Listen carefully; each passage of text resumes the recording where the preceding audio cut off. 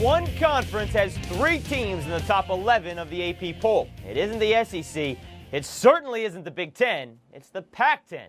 Although one of those 3 has to go. Hey, how are you, folks? Jason Horowitz, glad to be with you on the Toyota College Football Preview Show, breaking down a matchup of number 6 Cal and his trip to Eugene to take on 11th-ranked Oregon, one of the toughest places to play in the entire country. And for more, we bring in Spencer Tillman from Houston, as we do every week. And Spence, this game certainly, it promises to be one of those for those people who like to see players running up and down the field. The question, though, is it the first one to 45 that wins this game? Yeah, it's going to be a track meet for sure, and I think it's an exciting game for that reason alone. But if you want to see a couple of the great minds in college football go out and coach an offensive unit, this is one of those games you want to be a part of. But again, both these programs are doing some exciting things offensively, so you're right. You better get your canteens out because you're going to need them. Yeah, those defensive players are going to need the oxygen mask, especially the guys on Cal, because they're going to be chasing down Oregon, and the Ducks have Dennis Dixon. And Dennis Dixon has led this team, at least in its first 4 games, to at least victories of at least 3 touchdowns, including the lambasting that it put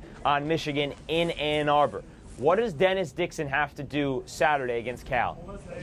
Well, again, it sounds cliche, but what he's been doing so far, what he did early in the season, Dennis is a guy that has an interesting background. First of all, he had some experience as a Major League Baseball player.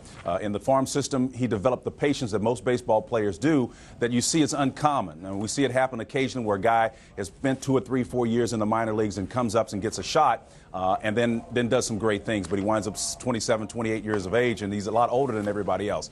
But I think he's got that going for him. This senior season, he's really come into his own, and he's a multi-threat. He's like a 5'2" player. The guy's got that slimline body of his. He's got tremendous speed and vision, and he's got a very accurate arm. And so for what Mike Bellotti likes to do offensively, he's tailor-made for this system. And you also have to like the fact that he has 11 touchdown passes and now 1 interception in 4 games this season, and completed nearly 70% of his passes as well. So that is a great way to get victories. You bet. Also is to have a running back. Jonathan Stewart, he has that in Oregon and the Pac-10. He leads the Pac-10 in rushing.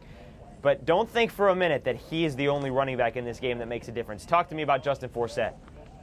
Well, Justin Forsett has made everybody forget about Marshawn Lynch, the #1 draft pick a year ago. And I think even though he's slight of build, he's about 5'9", 196, this guy really adds an extra dimension to this Cal offense. And I'm excited to see him play because, again, when you see the multiple weapons that they have, it always opens up a door for another player, one that perhaps is not getting the ink and the attention that other players does. And so it makes it very difficult for a defensive coordinator to hone in on it. And so all the fundamentals that we talk about the game of football become that much more important. So defensive coordinators tend to simplify their game plan and focus on the fundamentals, which really shows the quality of a team overall, because you can win with gimmicks and things of that nature, but I want to see if a team is fundamentally sound. And so with the addition of this runner, man, he really makes this team special, and he's going to put pressure on defensive coordinators. And certainly in a game where Oregon is not the best team in the country by any means, it's stopping the run. One key I want to get to, because it's a guy that we haven't mentioned yet, and obviously he plays such a big role in so many games.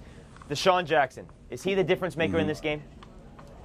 Well, I don't know if he's going to be the difference maker, but he definitely will have an impact. And when you look at players, I can think of maybe 3 other guys in America right now that can impact the outcome of a game quite like he can. So whether or not he will be the difference, I don't know. The defensive coordinators have to focus on what they're going to shut down, but he will. They have to account for him, that's for sure, and he very well could decide the outcome. All right.